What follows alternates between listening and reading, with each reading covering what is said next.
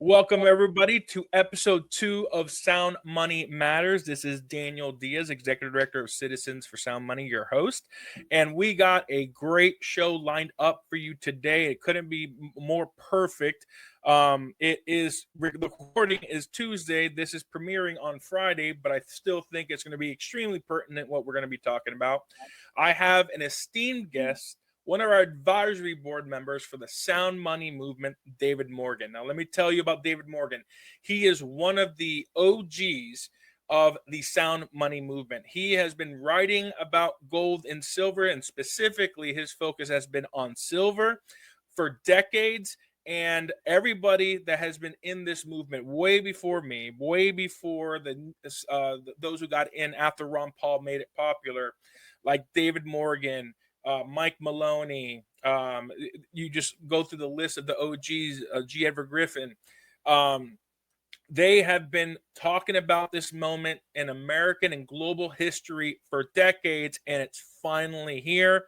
And David Morgan of the Morgan Report, he is also premiering a new documentary called Silver Sunrise, and we're excited to have him on here to talk about that and just talk about the markets in general.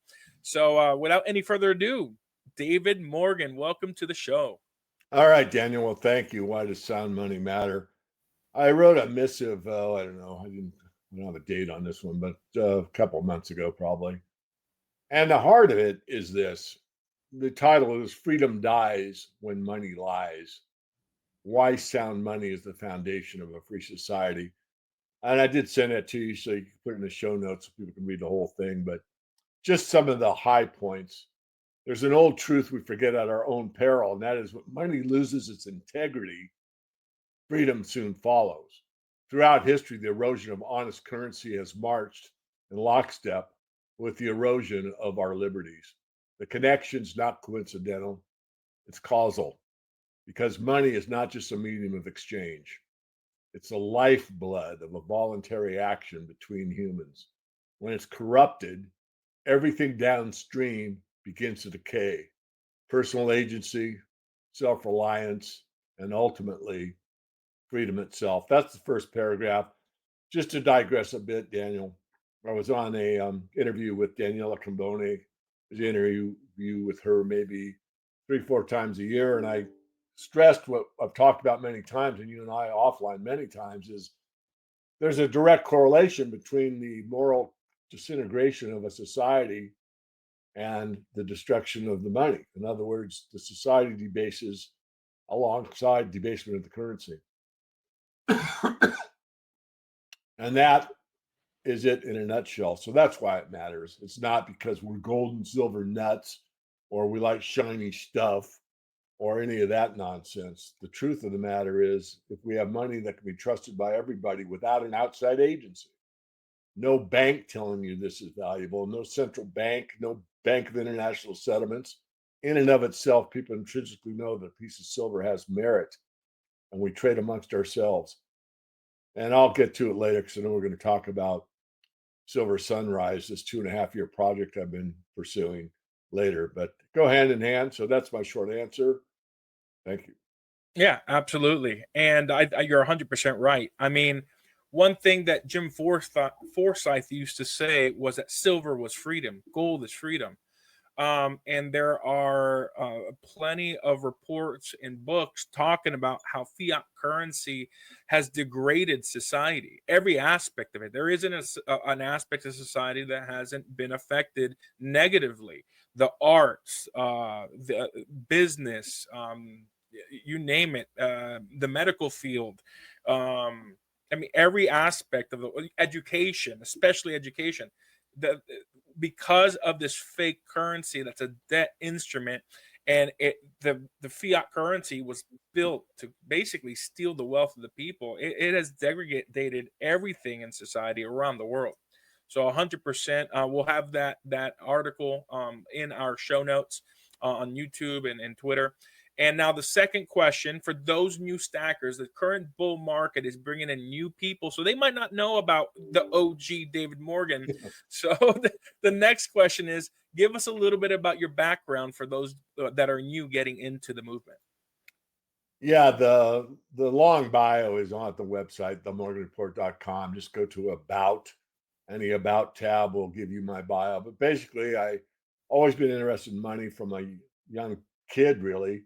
And through my teenage and early 20s, I studied economics basically on my own, or monetary principles, and I learned about the truth that, it's fractional reserve system and all that, everybody at the sound money movement or citizens for sound money pretty much know, but a lot of people still don't, or they're kind of becoming acquainted with the idea.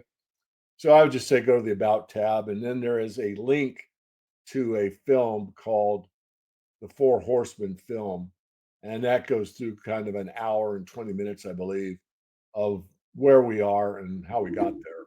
Even though the film's over a decade old, it's still very pertinent to the fundamental principles of what happens under a fiat based system on a global basis and some ideas of what we can do about it.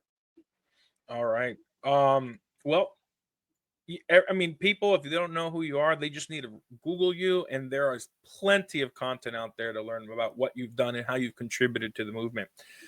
Now, David, you have been pushing silver, the sound money movement for decades. Since when? You said since you were a kid, but when did you really start like going out there and teaching and writing and pushing the sound money movement? Really, I did it, privately, you might say.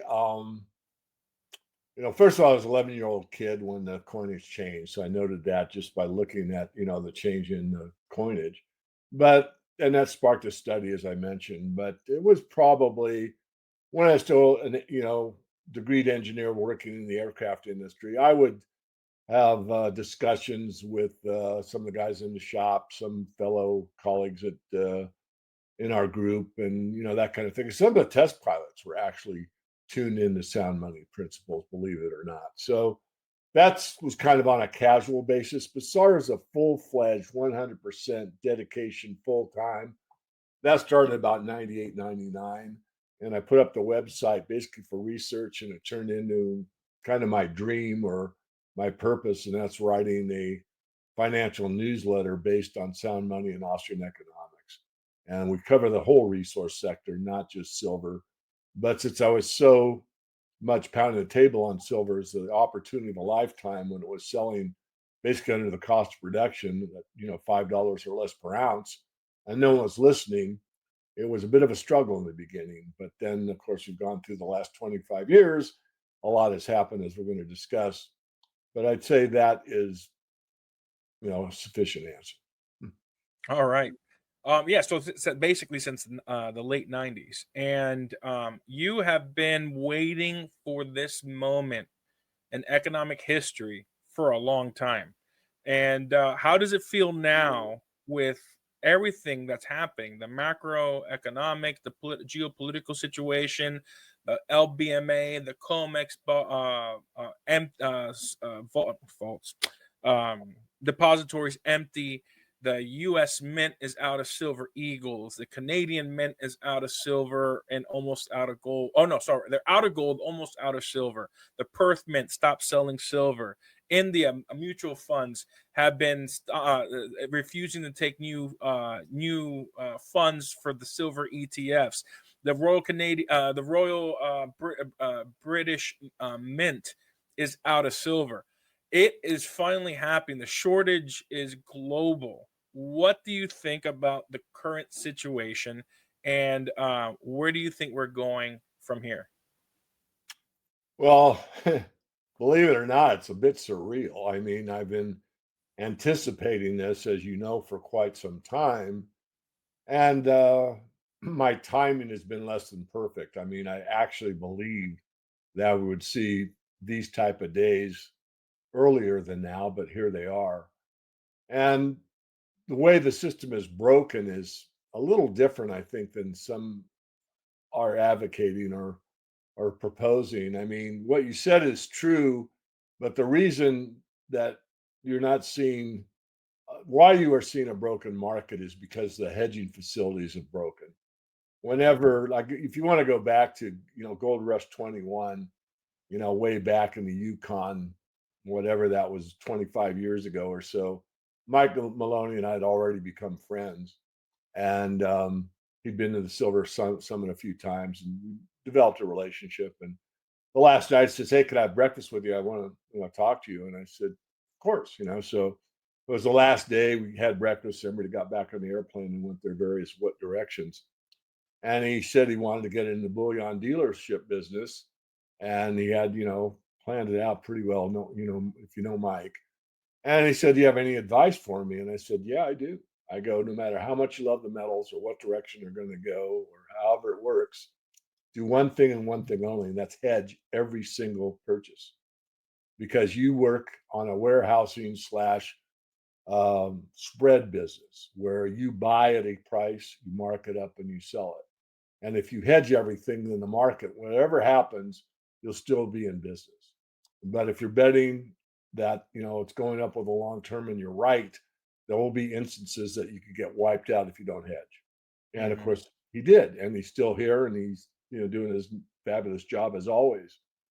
So that's what's important for almost all these players. So if you can't hedge, then the retail market says, "Well, I don't have silver to sell. They might have it on their shelves, but I can't hedge it, so I can't give you a price. So I'm just not going to take any orders."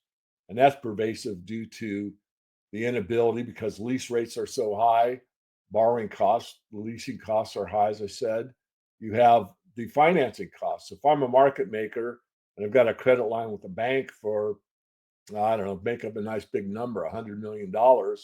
If I got to buy $100 million worth of silver and stack it on my shelves, I now got to pay 5% per annum to hold that silver. So every day or month, week that goes by, I'm paying for inventory that's really, and the retail market has not been very hot up until very, very recently. In other words, there's been more sellers than buyers in the retail market.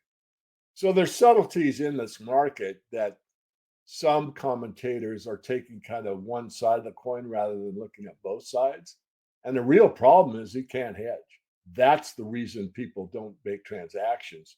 It's more that than how much silver is available. Now, on the commercial bar side, it's pretty obvious that at this point in time, there's congestion somewhere. It looks like it's, from all indications, at the LBMA, which is kind of funny from the aspect that not too many months ago, we had a problem going from the London market into the COMEX, and there was an arbitrage opportunity, and a lot of metal flew out of the LBMA over to COMEX. Now Yeah. here it is months later, and it's going the other direction. Now, once that is, I'll quote, corrected, in other words, the physical demand is met by shipping silver from wherever, but primarily the COMEX, into the LBMA, will this alleviate, quote unquote, the problem? And the answer is I don't know, but I suspect it will. So I'm trying to stay, balanced and fair, looking at the big picture from a 30,000-foot view, looking at, although I'm not sympathetic to the banks, as anyone knows, I am sympathetic to the dealers that need to hedge. Yeah. And therefore, we are in a kind of a mess right now, Daniel. So I think that's succinct enough without going into super detail about delta hedging and gamma and all these algorithmic games that these banks play with that basically are not functioning when lease rates are so high. Yeah, I'm the executive director of City for Sound Money, the Sound Money Movement, but I have a side business, a bullion business, and let me tell you, you're right. 3, 4 weeks ago, I mean, I might have been selling a little here and there, but then all of a sudden, just I'm selling like crazy. It's hard to keep gold in. I thank God I have a lot of silver, but I'm selling silver like crazy. But what's blowing my mind are the premiums on replacing that silver and the premiums. I was paying like 25 basis points for American Gold Eagles just a month and a half ago to replace. Now I'm looking at 4.5, almost 5% from the wholesalers. Silver, I was buying American Silver Eagles for $1.80 over spot from some of my wholesalers. Now I'm looking at like almost $4 or $5 premium from the wholesalers. And I've talked to Brett Stelfox from Golden Eagle Exchange, the largest independent bullion dealer on the East Coast. And him and I were talking about why there's such one, why the largest refinery in America, Elemental, they put a pause on taking 1 ounce silver rounds and bars, 5 ounce silver rounds and bars, sterling silver, and scrap silver. The only thing they're taking in are 100-ounce bars, kilo bars, and COMEX bars. That's it. They're not taking anything in. And what he told me, he heard through his connections that the reason why refineries in the US aren't taking silver is because the US military bought up all the acid that is used to break down silver and purify it and refine it. So, and I connected that with a story that I read last week or the week before, that the department, I think the Pentagon is now called the Department of War, or the War Department. They contracted with Lockheed Martin and all the other companies that build the warheads. They have quadrupled their manufacturing capacity, 4 times more they need to have delivered per month. And warheads have anywhere from 50 to 100 ounces of silver in them. So the U.S. military is buying up the acids. This is what I am gathering from all the information I'm getting for war. So they're using the silver, and that is why the refineries aren't taking it. And so he thinks, and I think it's possible. During the last silver squeeze, we were looking at like $10, $15 premiums. I could see $20+ premiums for American Eagles and silver bars and rounds. What do you think? Do you think that's a possibility in this market now with the overall shortages and the threats of war and everything? Certainly won't rule it out, and I trust but verify. I'd like to see, more information that substantiates what you said. Certainly, it's more than feasible. And you're going to take me down a path I didn't plan on going, but I'm prepared for it because it segues perfectly into what you just said. And that is this Article 232, which I'll explain what that is because it's pertinent to this discussion. So, Section 232 of the Trade Expansion Act of 1962 gives the United States president authority to restrict imports. That means put tariffs on or other measures as determined by the Commerce Department as a threat that impairs national security. So that goes hand in hand with what you just said. Now, silver has become a critical mineral. So now that's a critical mineral. It comes under Section 232. So what could this mean? Well, could mean that if a tariff, I say if, it's not done, becomes as a critical mineral, becomes a national security issue, what are we going to do? We're not going to export any of our silver. Let me just say whoop-de-doo. I mean, I love the principles of the founding of America, but certainly we have not adhered to them of late in my studied view. Off topic, back on, Daniel. What this means is we don't mine enough silver in this country to even fund the Silver Eagle program. Mm-hmm. The initial legislation, as I wrote about in the missive about 2 months ago, was how the program started from the strategic stockpile. We had 139 million ounces. What do we do with it? Oh, let's make them into coins. Okay, great idea. Passed a law and started minting Silver Eagles. They ran out. And so on that first legislation would only source domestic silver. In other words, mining in the United States. They're running out and determined we don't mine enough in the U.S. to keep up with the Silver Eagle program. And on a good year, what's the Silver Eagle program? 40 million ounces. And what do we mine? 850 million ounces. Yeah. So think about it. It's pathetic. So what would this mean? It would mean that if tariffs were put on imports, then it would obviously add to the price of silver.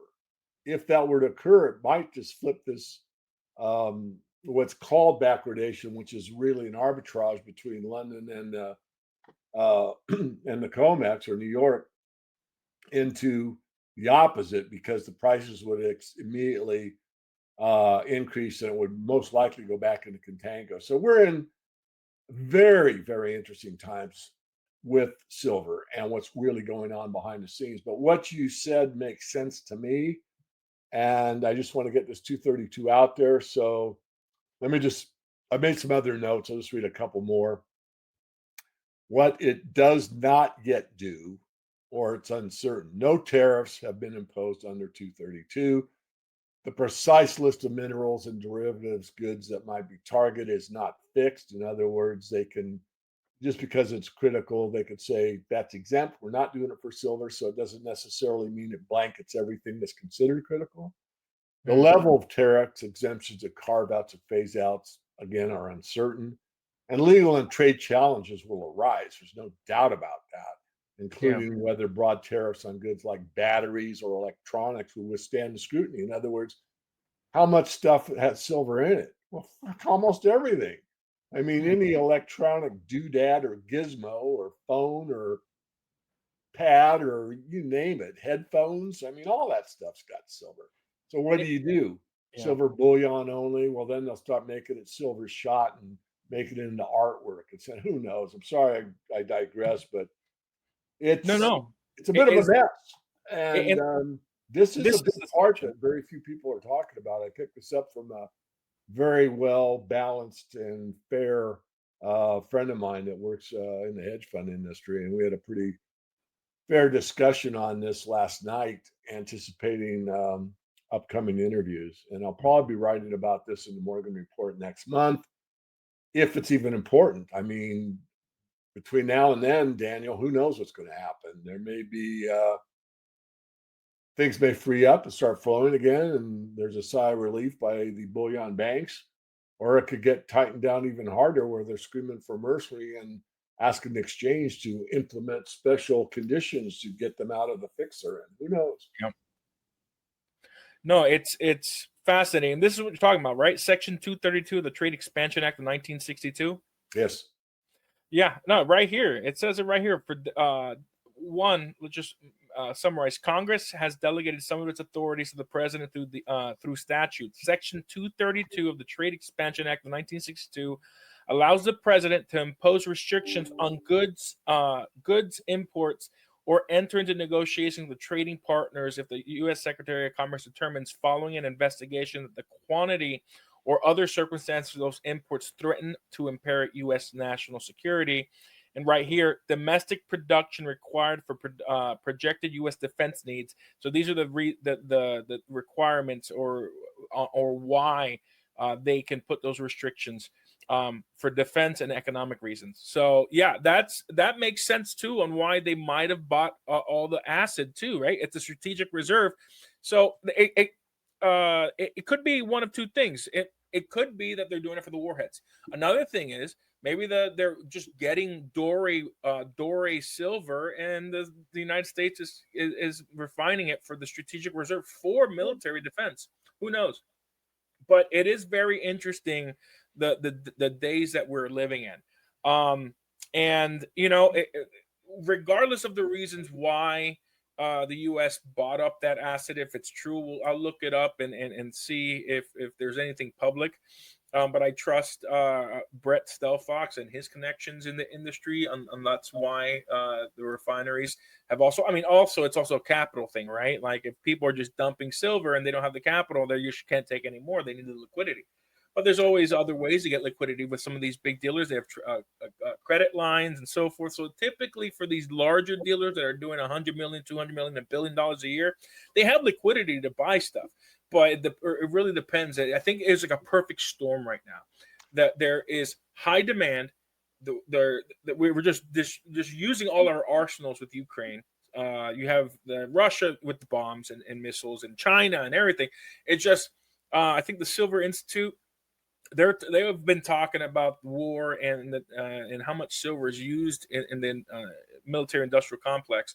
So I think it's just a perfect storm of geopolitical, monetary collapse, in my opinion, with the quantitative easing for over 15 years, right? Almost 20 years now with the 2008 bubble when all the federal central banks just started printing currency into oblivion. So I think it isn't just the economics. I think it's just everything. We're in an everything bubble right now. Real estate is in a bubble. The debt markets are in a bubble. The stock market is in a bubble. And if we look at one of my favorite technical analysis uh, guys, North Star and Bad Charts. This is the multi-year handle. The last time we got to $50 was, or yeah, close to $50 was in 2011. This is the resistance line that goes all the way back to 1980, and we're about to hit it. This is $55.50. They're saying that if we break above this on the weekly close, he is suggesting North Star Bad Charts that we're going to hit $100 an ounce very rapidly. And the way that silver has been moving, like if it were crypto, I mean, I see 100 easy. I even see 150 to $200 within a year's time.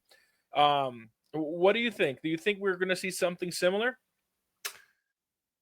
Well, a lot of what you just spoke about is true. The 50-ish resistance, 55 in that chart is brand new territory, and basically the sky's the limit. I mean, I wrote that silver would hit $100 the ounce back in 2003, and you get the Skinny on Silver Investing, my primer book, 100 pages, pretty basic about the merits of being in the silver market. Again, back when silver was, at the $5 level, it was under 10 anyway when I published that. And I certainly don't rule it out. In fact, I'm on the hook. I mean, I have said for decades that once silver hit 100, I would throw a party here in the Great Northwest to celebrate $100 I'm silver. invited, right? Well, it's an RSVP thing because I got to take in, my paid members first, Yeah. and then of course, all the people I associate with for years and years. Of course, they'll be invited, and so we have that, which I'll be happy to spend, to celebrate. But markets accelerate at the end. I mean, people are tired of hearing me say it, although there's probably someone new hearing us for the first time, perhaps. But 90% of the move in the last 10% of the time, that's a metaphor for an acceleration phase. And that's what we have started in both gold and silver. We've started the acceleration phase. You can tell it not only by the percentage gains in both those metals, but also the participation with the other whites, with palladium and platinum. So what happens in these final phases is you call your coin dealer and say, Daniel, I want to buy some silver. What is it? Well, it's this amount, and it might be 2 weeks till I can get it. And the premiums just went from $1 for me to $5 for me. You're gonna have to pay me $6. Do you want it? I'm not sure. What else you got? Well, platinum's only the normal markup. Hey, it's one Yeah. third the price of gold. It used to cost more than the price of gold. Hey, I'll buy some platinum. I mean, that's kind of why I did it. I did it because I wanted a lower risk entry on, at my age. I mean, I've taken all these risks in the silver market for decades. So how do I mitigate that? And I go, God, platinum's at 1,000 the ounce, and the mining costs are $1,250. So I all of a sudden became one of the top professional mining companies on the planet. I'm mining my platinum for 1,000 an ounce, and the companies are mining for $1,250 an ounce. I'm in the profit zone Yep. in time, and of course now it's at 1,600. So, but that's what happens. It's like, give me anything that's not paper. People get to that point. We're not there yet, but we're starting to get there. And I guess that's enough said. But it's very interesting that we got to go on the direction that you led us about what's really going on with this, refinery situation. And is it true or not? I won't put my neck in. Absolutely, Daniel, you said it. I believe it for 100%. Certainly makes sense, especially when it segued with the 232 that I wasn't actually planning to bring up in today's discussion. But since you hit the nail on the head, I needed to do it because there are things and then there are things, meaning that there are many vectors that are hitting the silver market right now. And I think even the banks weren't prepared for this. And let's just presume that what you said is correct. And the military said, oh my God, we don't have enough silver to go another 3 months. What the heck are we going to do? Yep. Yeah, absolutely. And and you were just talking about the paper silver and the gold paper gold markets are broken. And this is also from Patrick Karim Bad Charts, so it's North Star Bad Charts. What they posit is capital rotation events that happen. Mike Maloney talks about this in his Hidden Secrets of Money in his books. He calls it wealth cycling when right here the stock market outperforms gold and silver, and then this is when silver outperforms the stock market, like up and down, up and down. You want to get in the CREs. There was a capital rotation event in 1929. There was a capital rotation event, super capital rotation event in 1971 when we got off the gold and silver standard. And then there was another capital rotation event in 2000 for gold and silver. And now they're saying we're about to enter another super capital rotation event, which means gold and silver, in this case, stocks versus silver, is going to outperform. If we look at the last super capital rotation event, we're about here compared to if we're looking at the same level. We're at the same level as the beginning of the first capital rotation. If we're looking at comparison, we got a long way to go if we're going to be hitting this 45 breaking, creating a new 45-year line. So I think it's very interesting what is going on. You're right, it's a perfect storm. And then if just looking at what they're predicting, right? I love North Star Bad Charts because they do technical analysis, but they do it in months and years, which give you a better long-term view of what is going to happen in the markets. And they're just saying it's a melt up, right? Right here, Yeah. this is the MACD. Yeah. Once it hits the hot zone, look what happened the last time it hit the hot zone. It would come down. Hot zone, come down. Hot zone, come down. We are still good. We're above this line, and we're not even in the hot zone yet. I mean, we got a hell of a move to go with silver. And as you know, and for those who are listening the first time, here is what happens in gold and silver bull markets. First, gold, it doubles and maybe starts doubling again. Then silver always lags about a year or so behind gold, and then silver starts outperforming gold. And the trend is during bull markets is that gold and silver are going to double again, and double a third time. And we see hundreds of percentages of increasing. And in some cases, like that super capital rotation event that we saw in the 1970s, thousands of percent potentially. And this time, David, and you tell me what you think. I've been telling people this is a different bull market. I wasn't. I was a little. I wasn't alive in the last capital rotation event. In the one in 2000. I was just in high school, and I wasn't in sound money. This is my first real experience of a capital rotation event as an adult, and the fundamentals are different. The fundamentals feel like the first capital rotation event in the Great Depression. There is something wrong with the system. There is something wrong with the global economy. This is the first time in human history we've been on a fiat standard globally, and that we have been printing and stealing the wealth of the people for decades, since 1971 when we got onto a fiat standard. And I don't think this is going to stop. Like, it's breaking every indicator. RSI doesn't work. MACD doesn't work when you're looking at monthly and weekly charts and trying to predict when it's going to correct. There is something fundamentally different with this gold and silver bull market, because the technical analysis has the normative trends of technical analysis are no longer working. The fundamentals is what you have to look at. Like when you're looking at a company like Warren Buffett, he only looks at fundamentals. He doesn't do TA. We have to look at the fundamentals of the macroeconomic, geopolitical, and even our own economy, and see what's going on. And I don't see it stopping. There might be a short-term correction, but the shorts aren't working anymore. The banks can't tamp it down. Mr. Hammy or whatever he's called can't really smack down gold and silver. It keeps breaking through. And what do you think? Do you think we're also, like my analysis, do you think we're in fundamentally different times in this bull market? Yeah, you covered a lot there. First of all, capital rotation.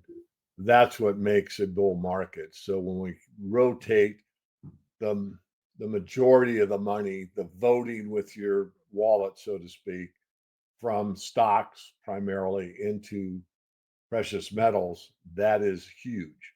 Yeah. And I've talked about it. Mike's talked about it. Many of us have talked about it. It's already started. So I think Tavi Costa, shout out to him, brought to my attention what the status of the money markets were. And I don't know, I haven't looked it up. It's somewhere between like $5 to $7 trillion. So if you look at 1% of a trillion, you're looking at $70 billion, which is about a year and a half total supply of the silver market. Yeah. So in a panic, manic, oh my goodness, my currency is failing. You don't think 1% of that money is going to find itself in the silver market? I do. So Yeah. what's the paper price at that point? No one knows. No. I do want to, I'm not trying to be defensive on my 90% of the move and 10% of the time, but I've been thinking about that, because as the great Ayn Rand said, check your premises, And just because it happened in the past does not guarantee it'll happen in the future. But I thought about the big adjustment that I lived through at the end. I mean, I lived through it as I was alive, but not as involved in the market until, the last year or two. But we had silver, demonetized in 1965, $1.29 an ounce. And here it was in January 1980. It's at, touches $50 intraday. That's one hell of a move. But the move was pretty steady Eddie along the true inflation rate up until January of 1979, because at that time silver was around 6 or so. A year later, that's at 8.5 times that amount in a year's time. So what happened was the panic manic phase, the acceleration I keep talking about. But what happened after that? And this is what most people don't know. Most people think $50 like it hung there, $50 for weeks. It was minutes, but it did hit it. The point is, what was the adjustment afterwards? Here's the thing that we need to look at in my strong view. It averaged $20 the ounce for the entire year of 1980. So you might say it was really undervalued at 6, even though it kept rate with inflation. It moved up to 8 times that amount, but it settled out on an average price for a year. Now that's an average of 3 times or a little more than that, 3.3 times, 2.4 times the amount that it stayed at intraday or during the month of January. Yeah. So on that basis, I would say that maybe we do have a 10-year market. I think we have about a 2-year market, but I don't know. I'll be first to state I'm not sure. Yeah. But if it was a 10-year market, perhaps something like I outlined takes place. Silver goes from the $50 breakout to $200 an ounce. And then, things change. Some graphene is used to substitute for some of the silver applications because of the economics. Maybe there's a technological breakthrough. I don't know the future. But silver comes back down and it settles at 125 the ounce from there on, around that range, and trades there for, years or something. I'm not predicting that. What I'm trying to let people know is there may be a time to sell at least some of your silver because, again, repeating, but at worst bears repeating. Bear this in mind.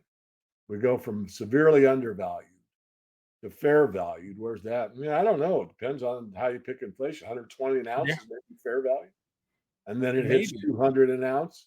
Well, that by my metric, I'm not saying that's true. I'm just giving the correct idea. It becomes overvalued. Yeah. Well, maybe you want to pay off the school loan. Maybe you want to contribute more to the food bank. Maybe you want to give to Habitat for Humanity. Maybe you want to start a foundation. Maybe you want to give more money to the sound money movement. There's things we can do that with, that kind of a gain that could be, very critical or very important to move forward in the truth about money. Yep. And so I just want to get that out there because no one knows the future. I'm certainly going to admit that. However, we could get kind of both worlds. In other words, we get where we get overvalued and then there's a pullback of some type. But I really, question all of that. Not that that's fairly likely. My biggest, I guess, concern is what do the money powers want to do with the new system? Yeah. How fast do they want to set us into the digital nirvana they keep talking about? where you have a real ID. It's between your blood type and your iris scan, and you can't trade without it. That's what frightens me the most. That's why I did that when freedom dies when money lies, Yeah. because more than money, money's just kind of a symbol of our freedom. If they take that symbol away from us, well, what happens? Well, there's states where we can probably not get a real ID and trade in silver and gold because it's outlaw in those states, Hmm. but it's not very pervasive. I'm not going to do it in Walmart. I'm not going to do it at Best Buy. I certainly won't do it at Home Depot. Maybe eventually. So we've got a limited source. I can do it at the farmer's market. I could do it at a mom and pop restaurant.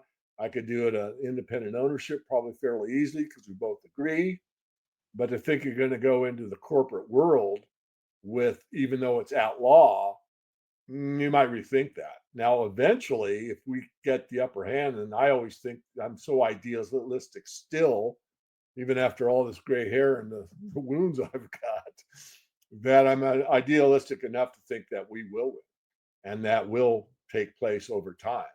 But Yeah. that's, of course, to be determined. So reel me back in on that. Yeah. No, I think it's a perfect segue to talk about your project that you've been working on for 2 years. Let me pull that up. It is Silver Sunrise. It's going to premiere next week, right? Next week on October 22nd. Um, and what I would like to do, because we're coming to the end of the broadcast, I think it's perfect. It says right there, Silver Sunrise, breaking free from the stress, fear, and control of money. And as we said, gold and silver is freedom. So I'd like to do is share this, play this play this trailer for the audience, and then we can wrap it up. You can talk a little bit about it, and then we can share a little bit about the Morgan report and go from there. Sounds great.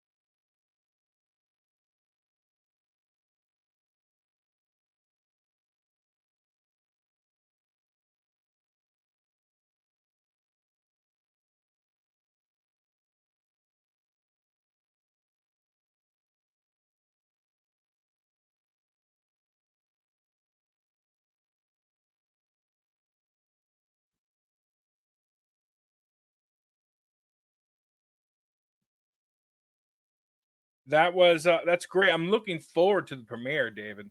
Tell us a little bit about this. Why did you do this documentary? And what are your plans for it? What's your goal? Well, first of all, it was based on, do I write another book, right? And I know people really don't read. They don't really sell very much. If you think you're going to write a book and become wealthy, think again. It does happen, but it's very rare you really make much on a book. So started thinking about it. Was sort of asked if I would consider doing a movie. Oh man, I don't know anything about it, but because I'm so well connected in the space, I found people that were involved and had done it before, and got connected with James Yeager, who's done like 10 independent films, a real patriot, and connected with him and started the process, and then just pressed on through. But the purpose is basically to teach and empower people to understand the benefits of an honest financial system, why Yeah, it's in their best interest that we all at least can trust each other at the monetary level. If the monetary level is controlled by an outside source, then they have control over our lives. And if we're really free, we have control over our lives. So absolutely. indirectly, we're all being controlled by the money powers. Yep. And so that's the main message. And then what can you do? And there's things we can and cannot do. But at least having power is achieved by having a clear understanding of the problem. If people think it's the banks only, then you got to think again, how did the banks usurp that power? Well, how did they do it in 1913? And what took place? And what does that mean? And how can we undo that? So there's a lot there, but it isn't about coming out of the movie and starting, some kind of movement. I think the sound money movement's already there with you and what you're doing. And I don't want to break off and do something different. But what I do want is to make people think.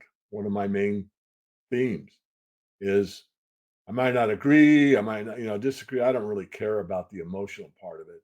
I want people to think it through. You know, what am I? Am I a debt slave or am I free? And if I am a debt slave, what's the solution here? And if we just voted with our paper money and everybody took, a 10-ounce commitment to silver regardless of the price. And I understand not everyone could do that. But $500 these days is not like a huge investment anymore. And that alone would, give some serious impetus for us to hold the money. I'm not the big gold advocate as some of my peer group because even though I have it and advocate buying it and all that, it's really an establishment metal. You will not hear that from Wall Street. They'll never tell you. But if central banks are buying gold and their holdings now exceed what the treasury market holds in their reserves, that speaks volumes. But the point I'm making is the banks still have basically more than half the gold and probably have the wherewithal to he who owns the gold makes the rules. Well, that's on a gold only standard or demonetizing silver. But if we, the people, picked up the other side of that, seesaw, teeter totter, and we balanced silver in our favor, it's much more useful than gold. It's been used as money far more times and more often in transactions than gold. And now we have the power. So I'm not advocating anything other than the principles of sound money for everybody. But the easiest way for the average person to gain some power in their own hands is through the silver market. Absolutely. And where can people learn more about the silver markets and get your newsletter? It's the Morgan Report. Right. And Sorry. mhm, go ahead. TheMorganReport.com. Just sign up on the right hand side for our free email list. And there is a paid subscription if you're interested. Absolutely. Well, David, thank you so much for coming on our show and discussing such a pertinent topic. And I want to close, but just talking about Cities from Sound Money. David, thank you. We'll look forward to having you on again. And that, and I'm on your show as well. I think we did a mastermind about a month ago, and it's great. I love doing shows with you and talking and building rapport. So thank you for coming on. Sound Money Matters. And yeah, we'll catch you next time. Sound money matters. Thank you, All Daniel. right. You're welcome. All right, everybody. Well, thank you so much for watching Sound Money Matters. This is Daniel Diaz, your host at Citizens for Sound Money.